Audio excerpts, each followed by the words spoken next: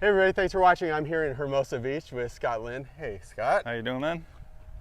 We're talking a little bit today about ground force patterns, Scott, and there's a reason that we're on the baseball field and not on a golf course or in the garage lab or anything yet. But something we talked about in the driving force that was new to me, because I had heard about ground forces, right?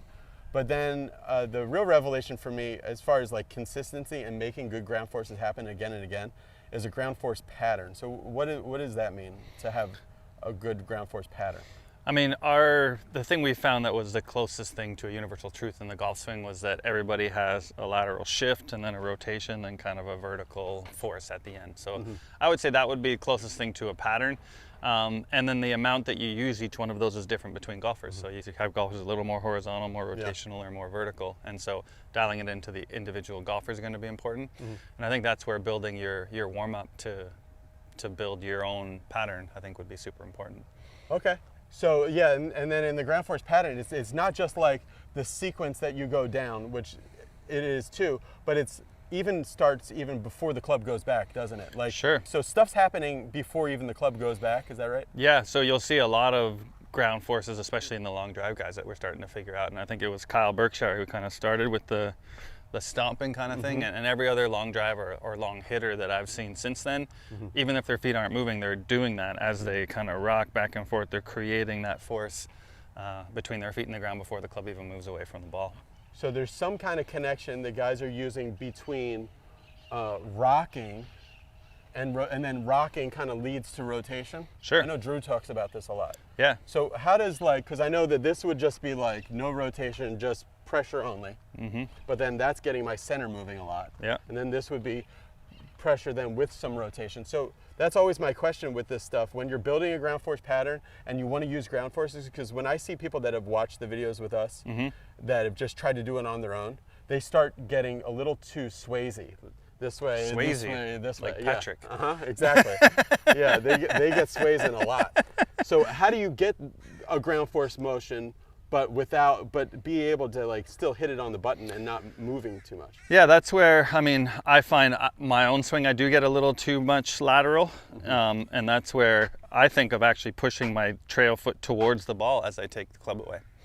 And so these guys, most of the guys that are really good, then that gets it into... And that gets my hip moving backwards and less out to the side. So, and I think all of this is just, dialing in these knobs. Like you can add more horizontal, you can add less. You can add more rotation, you can add less. And I think the rotational plane is the hardest one for most humans to move in. And so that's why average golfers, I think, working on the rotation is probably the most important, where, these guys that are hitting long drives, a lot of them have tons of rotation already. So adding, and that's what we found with, with Josh Koch, we found that with Kyle Berkshire. Originally, the forces that weren't super maximized was that horizontal or that side-to-side force. So that was the one we were trying to pump up in them, which is probably the opposite of the average Joe, right? Because average Joe, they already got when tons you of that. bring guys to look at their swings, horizontal force is always pretty close to the tour, or a lot of times closer to the tour than other things, and it's the vertical that has to go up, or the torque. Right? Yeah. And I think that's what we were working on a couple days ago, and I had a guy that I was actually trying to bring down his horizontal force because his was way more than even Kyle Berkshire creates, and that wasn't optimal for him. So yeah, it's always that kind of tuning to the individual that's important with ground forces to make sure that it's optimal for that person. So much that we can talk about with it, but for today what we're going to talk about is really setting your ground force pattern for a good day of golf. So a quick anecdote is that I was in charge for my son Xander's baseball team. I was in charge of the warm-up, like getting the kids ready for the warm-up. And the thing I noticed, Scott, was that if we had a good warm-up where it was very disciplined in what we did in this progression, they would play well. And if the warm-up was sloppy or they just kind of threw balls around and did their own thing, they'd play poorly. And I think baseball, especially for a throwing motion, has figured out a little bit better than golf has, like how you should warm up. So we're gonna go through a little bit. Come on in close, Mike. We're gonna go through a little bit of the baseball warm-up, and then we're gonna try to figure out, okay, what from this baseball warm-up why does it work so well, and then how can we translate that to golf, and we're gonna take it over to the lab. So the first thing they do in baseball, not all baseball players, but on our team, and this is like the basic Little League thing you do, is you do these little flicks like that.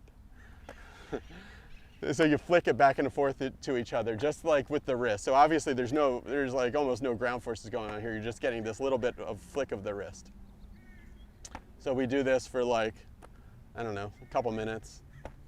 And then the thing with the kids too, which I think is important for golfers too, is that like when you're doing these, it's like to really try to make each one good and not just be like real sloppy. So then walk back 5 steps, a little further.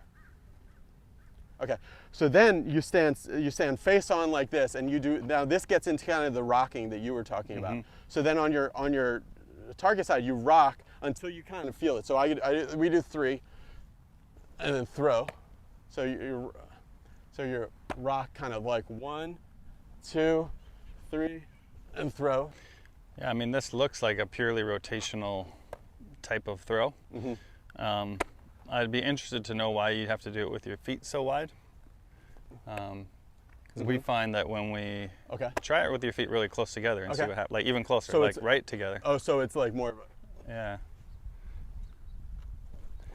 Because that makes it that you have to figure out how to rotate, because if you do have any sway or anything, you're going to kind of knock yourself over. Oh, I see, yeah. So you're destabilizing the lower. Sure. So you have to do the stabilization work like yourself. How to rotate. Step out this way a little so the camera can see. Yeah. So I think that would be, I don't know, that'd be something I'd play with maybe next year and see if that improves. But I think that's a little bit, it's a progression, obviously. With the feet wider, it's much easier to do that. But this would, I think, dial in their patterns, that rotational pattern a little easier. Yeah, so that's what I think it really does. It really does dial in that pattern, like you said. Okay, so now drop back like another 10 yards. Then the next thing to do, Scott, is then we stand sideways, and we do now a rocking. Yeah. So we go forward, back, throw. And so that's good. So that would be our glide or horizontal force pattern, right? Or the lateral. Yeah, and it's interesting too, because the rocking, kind of like we were saying, the rocking turns into a rotation when you go to throw. Yeah. So.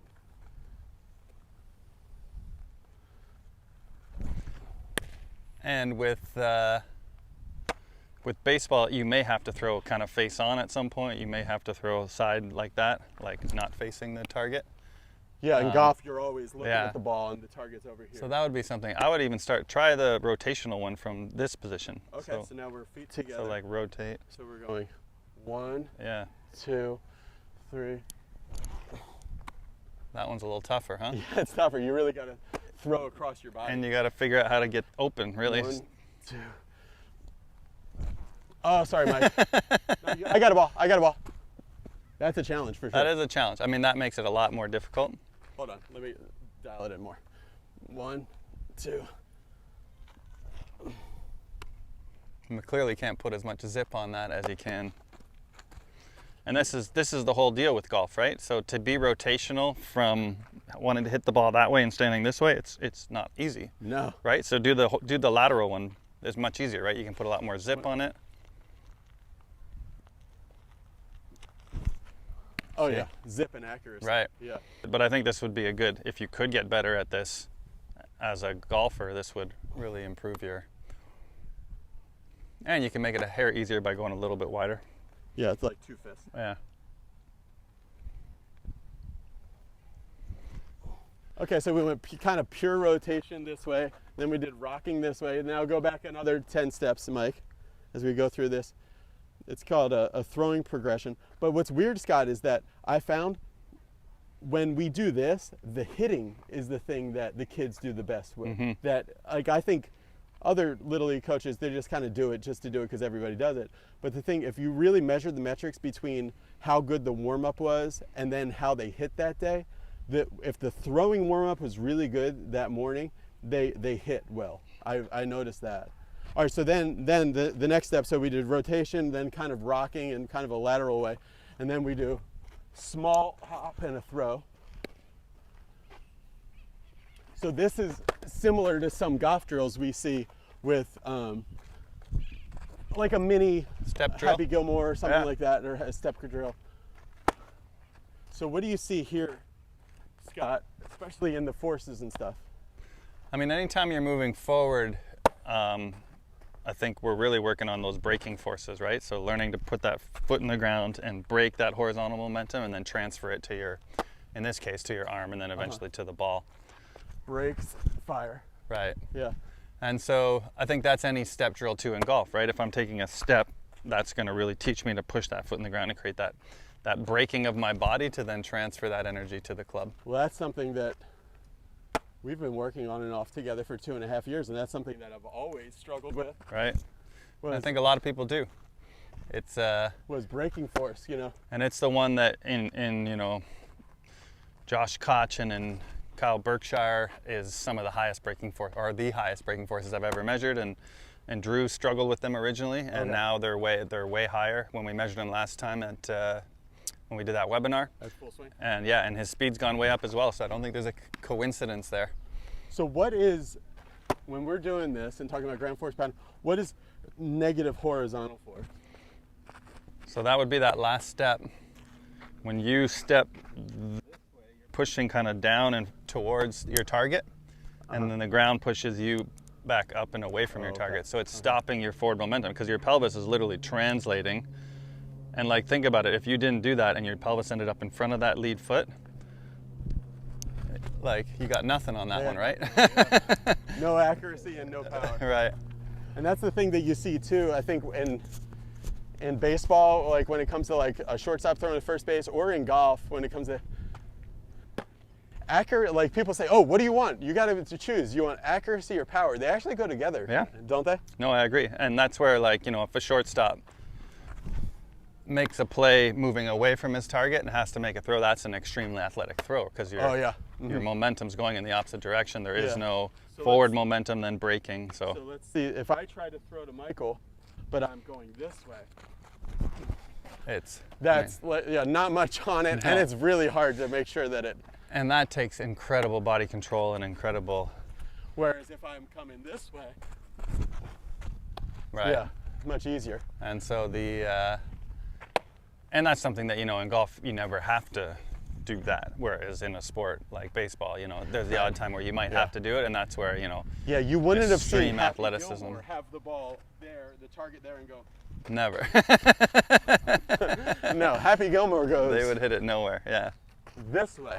But in sports like baseball and basketball, like a fadeaway jumper, that's where the extreme athletes come out. And if you can make an athletic move from a completely disadvantageous ground reaction force pattern, because you just have to in the situation, that's where, you know, the Michael Jordans. But some of these drills that you do, I know, you kind of set, instead of like setting things everything perfect, you kind of sometimes give yourself a disadvantage in order to I would learn accentuate. I would accentuate the error. So the error in this type of scenario would be where your pelvis gets way past your foot and you're kind of falling towards the target as you throw. Okay. And so in that case, I would put a band around you maybe and pull you towards the target as you came, so that if you'd have to really learn. You're pulling me towards. This is the error. You're pulling me towards that, so I have to go like that. You got to learn how to stick that foot in the ground and stop it. Yeah. All right. So then we're going to go to the grass mic. So then we'll go to the final one, then, which becomes, so we went from this to more of a horizontal rock that becomes rotation, to kind of a step and throw, but stay inside until like then the full crow hop and throw. And the thing I noticed too, Scott, is like a couple times I've done this warm up with the kids and I do it with them. I play golf really well after doing it. There's something about a ground up kind of, you know, pattern that you're in. And I think this is just dialing in athleticism. Okay, which I think golfers sometimes get on the tee and become too mechanical, and they're thinking about the right arm position, and doing all these drills, you're not really thinking about positions, you're more just dialing in athleticism. And we have to remember that golf is a sport and we want to be athletic. Yeah, that's the thing Dana talks about, is that when people first start playing golf, they have a lot of motion. Yeah. You know, so then they want to start hitting on the button, so then they limit the motion. Yeah. And they start just to hit it on the button, but then they kind of kill their athleticism because they're doing that. So then the next step is to be super athletic, but kind of have some built-in antagonistic like some forces, constraints, to keep you from that moving keep too you far. from swaying all over and still make you put it on the button. Sure. And I think that's as golfers get better, letting them move more is actually good because that'll create more speed. I think, you know, we've done some work with Mark Crossfield in England. Yeah. And he has learned that. Like he's starting to try to create more motions in his golf swing. And when you watch the swing on video, he feels like he's like moving all over the place. He's not moving that much. Yeah. But it feels like he is. You're so trained as a golfer to let me stay centered. 100%. Yeah. And I think that's where, you know, nice catch. People like Bryson, the people that are starting to make it more about speed are starting to learn that, hey, we can move around a little bit and create a lot more forces and not just, you know, stay static and, you know, the images with the spike through you and you gotta like... right. You got a plane of glass like a guillotine around your neck and a spike from your head through your butt. And then you just... That's a pretty freezing kind of visual. Sure. So here you're creating horizontal force and you're staying pretty square to the target lines, right? So there's our horizontal force, there's our horizontal braking as soon as that foot hits. And then the rotation comes in there. And the last thing is that vertical, right? That leg straightens and pushes up. So. And that's the pattern you see in golf is horizontal, then braking, rotation. which is kind of like torque. Yeah. And then well, the braking of the horizontal could turn into torque or it could into see. Vertical as well. So I'm just going sideways and I brake. That'd be braking. Yeah. But if you brake and let that turn into torque. Then there's torque, and then vertical's the last one where that leg straightens and you kind of post up. If you had to throw it as far as you possibly could. Okay. Let's go to the right. I'll go over Mike's head. Okay.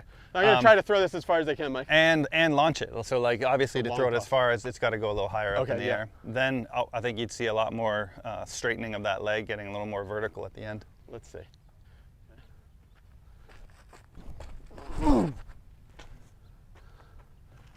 Yeah. Yeah, airmailed them. That hurt. Yeah, but I think that was, you could see, so the first two, or the first ones when you weren't throwing it super far, you got the horizontal brakes and the torque. Yeah. And then that last one, we really had the launch had that launch had it happening. Great. And I think the launch becomes a lot more important in golf because the ball's on the ground and we have to get it up where your ball, you didn't need much horizontal or vertical because you were I'm aiming basically at the same level. Yeah, so that's why in putting we probably don't see much vertical because the ball's staying at the same level that the target's at. So, all right, let's go see into Dr. Scott's garage where he has the swing catalyst plate, where how we can start building a ground force pattern warm up to get everybody playing their best golf in about, let's say, 30 minutes before they can hit their first shot. All right, guys, stick with us. Okay, so now we're here in the garage studio of Dr. Scott. So Scott, we've been thinking about this for a little while now. So what is your idea for how we can take some of those cool forces and set kind of a ground force pattern warm up for golf? Yeah, so I mean, I think what you'd want to do is start to identify which ones you struggle with a lot. And I think the one that most amateurs struggle with is the rotational pattern, right? That's the one that's the toughest for them to get. And, you know, as we've seen on the force plates, a lot of amateurs produce tour level horizontal force, but a lot of them struggle to get anywhere near tour level rotational force. And so, again, and for amateurs, being consistent strike is probably one of the most important things too. So one of the tests I do to see how good you are at creating rotational force and hitting it is to hit balls with your feet really close together. Because as we said before, that kind of initiates that rotational pattern because you can't do anything else, right? You can't really move horizontally with your feet close together. So this is... You're taking that force away. You're taking that force away. So this would be... And starting with little swings, and really learning how to turn through it. And so I think hitting shots like that would be beneficial to a lot of people to warm up with, to try to get that rotational pattern happening sooner in their swings. But again, some people, you know, are deficient with horizontal forces. And so for horizontal forces, another test we do would be to hit shots from that same stance width, but then just dropping 1 foot back like this. I would do the opposite. If you want to create horizontal forces, I would get it off that foot. Oh, okay. So now you got and then when I finish, do I step over that way? In this one, I wouldn't mind. Yeah, you can actually step forward. So this is learning to create horizontal force off your right foot. Kind of like that? Yeah, and so that would be something where you start here, swing, and actually try to like walk towards the target as you do it. So let's do it kind of like baseball was with a progression. So let's start in order. So let's go horizontal, rotational, then you can figure a vertical one And again, out. that's something that I don't know. I mean, If that you would could help everybody to yeah, to I don't know if that would help everyone, because some people have okay. way too much horizontal force to start with. So if we try to ramp that up again, so Okay. I think as with anything in golf, I think, you know, I mean, in baseball, you're One dealing person's with poison is another person's and you're cure. dealing with 15 little kids and trying to get a common thing that helps everyone. Gotcha. So, Yeah. and in baseball, it's different, right? Like, so you like sometimes I might have to throw it first this way, sometimes I might have to throw it first that way. So here we're always this way. Yeah. So okay, so that was good. That was a good horizontal. Is I would start with 1 foot back, so left foot back. There you go, Mm-hmm. and then just as you swing, move towards the target. okay, and then rotational we saw was feet together. What about vertical? If somebody really struggles on the vertical, Vertical, I would do the opposite foot. So put your right foot back. Mm-hmm. There you go. So now all you really can do is squat down and come back up to create speed there. Oh, and then feel a little bit of a Yeah. launching through Yeah. it. There you go. Good. And then keep your balance. Yeah. And a lot of these are dialing in your balance for the day. So those over swayers, if we do the one just off our right foot, you can't really sway too much, right? Because you're going to fall over if you have that narrow base of support. So again, these are all things that are making the golf swing a little more difficult, but warming up a certain pattern that. Yeah, about 8 out of 10 people who send me their swings just to look at do this. Right. So I'm always sending in the same drill, but I think I like what you're saying better. Lead foot drop back, brace. Yeah, and then hit from there. Cool. Okay, so figure out where you're. So if somebody wants to self-diagnose, obviously they can come see you. I'll put Scott's information. He's been seeing people sometimes here in Hermosa Beach or during his travels. So you can connect with him via email. But if they're trying to videotape themselves and diagnose where their weakest force is to help them get a better ground force pattern warm up, how can they do that? Well, those drills they're drills and they're tests too. So if you just hit shots with your feet together and evaluate the contact and evaluate your speed, and then hit shots with 1 foot back, evaluate your contact and speed, and if you have a launch monitor, it makes it much more easy. Right. So then you can see club head speed, and because sometimes it'll feel good, but it'll actually not go anywhere. Yeah, and it'll feel and a lot of our feedback comes from how solidly we make contact. Where the club may be moving way slower, but if you just make a couple where you hit it off the middle of the face, you might think it's better. Start judging it by smash. Yeah. So smash and so I think you want to kind of weigh those two things equally, club head speed and smash, and that's why the launch monitor becomes so important, because I find if you can get it moving fast and maybe you make a couple funny swings and don't hit it quite so solidly, that makes me think that might be one of your dominant. Even though you didn't hit it solid, but if the club's really moving that way, then it's something that you got to weigh, and it's obviously a trade-off, right? We want to hit it solidly and we want to get the club moving fast, but yeah, those 3 drills I think would be ones that you can help evaluate kind of what your dominant ground reaction force pattern is. So whichever one you struggle with the most should actually be your warm-up. It could be. I mean, that's where you have to decide, you know, and we have this discussion all the time in golf biomechanics. Do we work on our deficiencies, or do we try to make sure that if I'm a vertical golfer, do I just warm up with my vertical one and go with that for the day? Yeah. I think the question there becomes, yeah, I mean, I think that's something you have to work on in your own swing. And that's something I would kind of, we call it the Goldilocks drill. I would kind of Goldilocks it and see, like, if I warm up with a ton of rotational stuff, does that make me hit it better? If I add a little bit of rotation, and it comes down to the cooking analogy, right? A little bit of this is good, too much of it, not good. We start hitting it terrible.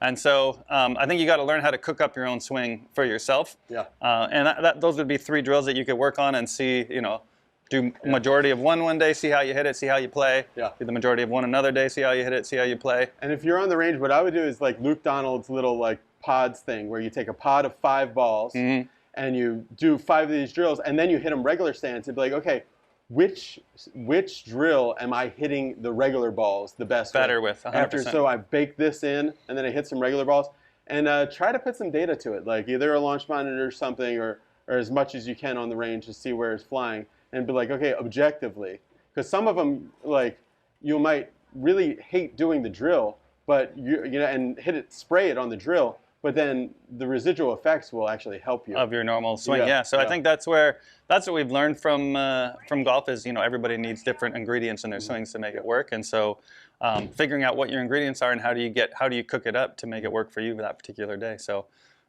so to finish, Scott, let's just do one capture where I'm going to capture this drill. Okay. So kind of a launching flamingo drill, so to speak. All right. Flamingo, but then I'm going to actually have some launch. And next time we come with Scott, we're going to do something. Swing Catalyst has a brand new dual force plate, so we can see what each foot is doing. Yeah. Which would be really exciting. But you ready? Yeah. So we're going to do the flamingo drill? Yep, that's right. All right. Launching flamingo. So I'm here, and then I'm going this way, this way. Yeah.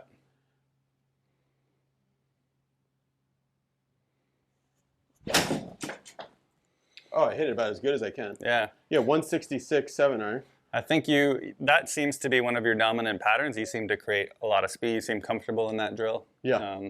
And so that would be the question. If you're going to play that particular day, do you warm up that? Because that seems to be your dominant pattern. Interesting, though. See how you created quite a bit of horizontal force just off that single foot. But you can see, because we know my swing cat numbers, you can see how pronounced that and the timing of my vert was very good. Yeah.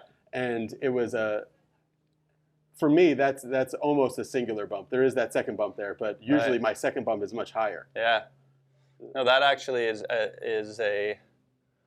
I think that kind of drill would be good for you. So that's a really well-timed vert. That particular peak is well-timed. Obviously, you have that second peak, but in the past, or was it a couple days ago when we were here, that second peak was actually way bigger than this and further away. So yeah, that could be a good drill for you. Interesting to me how you're creating, and this is where we learn a lot from force plates about the human and how they're creating forces. And you create a tour level horizontal force off one foot, and that's just basically pulling with your adductors, which is a pretty inefficient way to create horizontal force, right? Pulling with your adductors? Like, so you're not able to push off your right foot in that, because you're only standing on your left foot. So you're literally just kind of pulling with that foot. Yeah, right.